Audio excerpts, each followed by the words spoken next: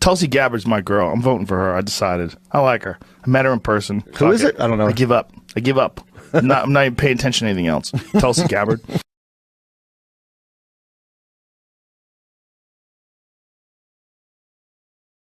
Does anybody, I mean, even a person like you who's on the outside, do you think anybody truly knows what it's like to run the country until they get in there? Can you even have an idea of how impossible a task it is to be in control of the economy, the environment, the infrastructure, the military, our position in the world?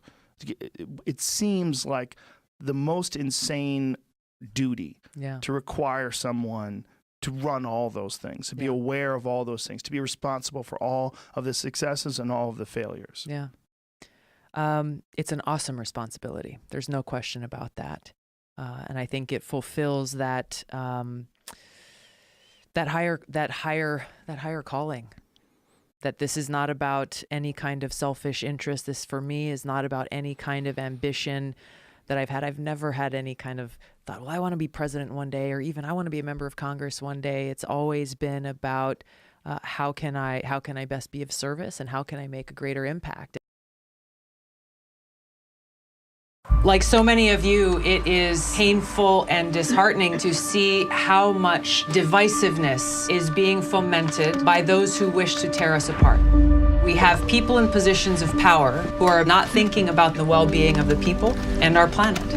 Where is that conversation about the needs of our people? Where is the conversation about peace?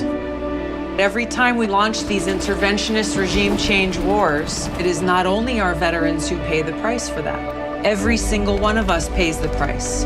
We have spent trillions of your taxpayer dollars to pay for these wars, taking those dollars away from our communities and our people who need them right here at home. And that's what I've seen throughout my time in Congress, where I've served on these committees. I've served on the Foreign Affairs and Armed Services committees. I've been calling for and fighting for an end to these wasteful regime change wars, an end to this new Cold War and nuclear arms race. There's only so much I can do as a member of Congress.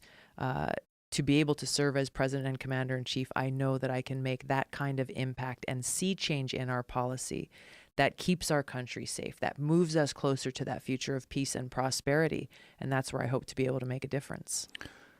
If you become president, when you become president. There you go. Sorry. And you do get to change the way we spend money and stop spending money on these regime change wars, what would be the first thing you invested in this country? And how would you go about doing that? That's a good question. I think there's, I'd want to give that some thought, because there are a whole host of challenges that we're facing. You know, I mean, healthcare is among the top of the list. And, you know, we've talked a little bit about that the last time I was here. Our crumbling infrastructure continues to be something that's not only just uncomfortable every time we're driving over potholes, it's actually threatening people's lives and well-beings. I was in Iowa a few weeks ago, and we visited a few communities that were completely inundated and devastated by the flooding that took place there, about 3 or 4 weeks ago now. Many of them have not been able to return to their homes.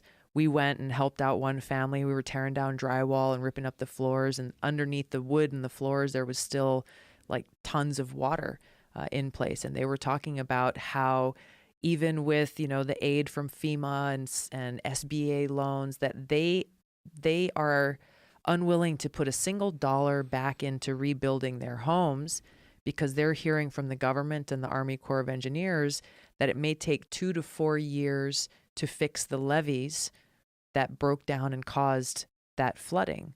So why would they go and try to pour their life savings back into rebuilding their homes when they could get flooded again in a year or in 2 years? Because we're not making the kinds of investments in our infrastructure that we need to make. So there's education. I mean, there's a whole host of issues that I think we need to look at how we can best provide the resources that are necessary to improve those services to the American people, and also look at how we're doing business and fixing the problems that exist within those different agencies. There's always been a call to help countries in need in the world. Yeah. There's always been a call for the United States to step in and do something. But yet there's problems in this country that never change. There's bad communities in this country that are impoverished and crime-ridden that have been the same way for decades. There was a former Baltimore police officer named Michael Wood who came on my podcast, and he was talking to me about the time when he was in the Baltimore Police Department. They found a piece of paper that was documenting various crimes from the 1970s, for one of the years from 1970-something, and it was the same exact crime in the same exact area that they were having problems with now, whether it's homicide, narcotics, whatever it was. They were having the exact same issue in the exact same places. And then he realized, like, well, there's no effort put to change this. If you're talking about decades and decades and decades, why wasn't there money funneled into this community? Why isn't there some community centers that help children? Why isn't there an emphasis on better education? Why isn't there more police officers, or at least some sort of civilian presence that helps out people and stops some of this crime and gives people a better place to live, and then fix a lot of this, what you're seeing decade after decade? If we want to make America better, the best way to do that is to fix the weakest parts. The weakest parts are the people that are born in a situation. They don't get a good break. They got a bad break. They're born in a crime-ridden environment, and then they have to figure out how to be a better person while dealing with all this. And then you've got people that are aloof to this, that are like, hey, figure it out for yourself. I did. Like, as if we all start from the same spot in this crazy game called life, because we don't. No. Those people are in the worst spot. Why can't we fix the worst spot? It seems like we could. If we can help Iraq, if we can invade Syria, if we can do some of the things that people either want us to do or we have done, why can't we do that? Exactly. And that's what I often remind people, is that right now, today, we spend $4 billion every month in Afghanistan.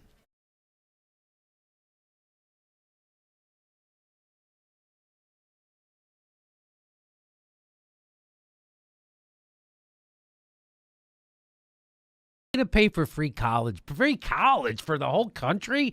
We can't afford that. Why are you going to pay for that? So they can't afford free college, but guess what they just did? The Senate's military spending increase alone is enough to make a public college free. Trump wanted to spend an extra $55 billion over what Barack Obama spent last year in his Pentagon budget. But guess what? Congress went ahead and they said, that's not enough, Trumpy. So they decided to spend $700 billion more dollars like that. $700 billion more dollars. Now, how much would it cost for free college? It would cost roughly, some people say $45 billion, some people say $65 billion. So let's say 65, take the high number. $65 billion. They could have had that like that. $4 billion. Every month. Every single month. Imagine what could be done with those dollars and those resources in communities like Baltimore, in communities like Flint, Michigan, where people are still being poisoned by their water, where they're being lied to and cheated by their leadership, where the governor sent in these inspectors and cleared the water saying, hey, everything's fine.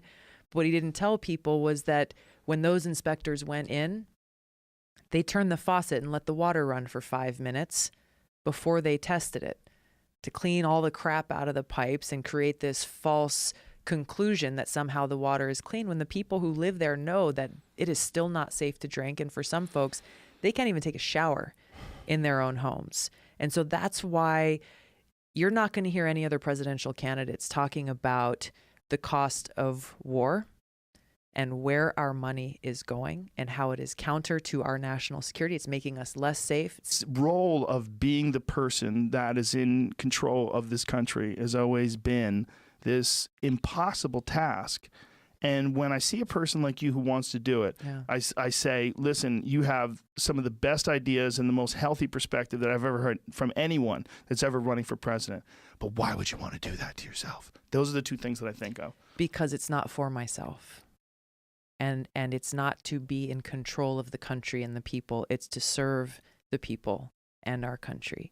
It's a continuation of this mission that I've chosen for my life, to be of service, to find different ways to do that. You know, it started in Hawaii with gathering my friends as a kid and going and picking up trash off the beach on the weekends, and experiencing even then at a young age that made me happier than anything else, than, you know, going and playing video games with my friends or anything like that.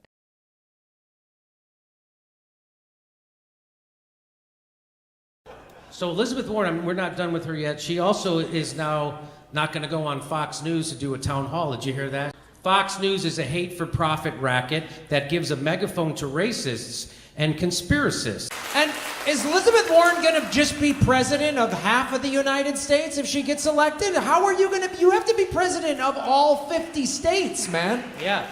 What are you going to do? Tiffany Y says going on Fox shows their viewers that you're not the boogeyman. It shows the truth about your policies and damages Fox's credibility because it shows where they've been lying. When running to get as many votes as possible, you must get in front of as many audiences as possible. And here was what Tulsi said in response to that. She says, I'll sit down with anyone, anywhere, to help address the threats and challenges facing our nation today, including Fox News. Whoa, whoa, whoa, whoa, whoa. That sounds like a leader. That sounds like the sort of leadership that someone who, I don't know, was a combat vet might have. I don't know. An officer in the military that was deployed twice into a war zone. Maybe that's not just a rich kid. Maybe she had to serve with a bunch of people who watch Fox News, and so maybe she's not willing to write them off because they're fighting for her country. Maybe that's why? Maybe she was in a military that had an entire cross-section of the United States, not just riddles on either coast. Maybe that's what it was. I don't know. And that mission that was deeply ingrained in me further with my service in the military, serving as a soldier, where, you know, I'm serving alongside people of all walks of life, as you know, every race, religion, ethnicity, orientation, everything, every one of us wearing that same uniform, serving that same flag that represents the American people, with that laser-like focus on putting service above self. I mean, do you see what she says here? I'm running for president to put the interest of the people first, ahead of profit and ahead of political convenience. And that's what I seek to bring to the White House, to restore those values of integrity and honor and respect, to make it so that that White House is a beacon of light for the American people, to know that that White House belongs to them. Like so many of you, it is painful and disheartening to see how much divisiveness is being fomented by those who wish to tear us apart. We have people in positions of power who are not thinking about the well-being of the people and our planet. Where is that conversation about the needs of our people? Where is the conversation about peace? Every time we launch these interventionist regime change wars, it is not only our veterans who pay the price for that. Every single one of us pays the price. We have spent trillions of your taxpayer dollars to pay for these wars, taking those dollars away from our communities and our people who need them right here at home. We are the ones who have the power to make change. It takes every single one of our hands, our hearts, and our voices, motivated by this love and aloha, to take on those forces and those obstacles that can seem too great to overcome. There is no force more powerful than love. This is how we come together as Americans. This is why we fight for the future that we hope will be so much brighter for those that we care about, for the country that we love.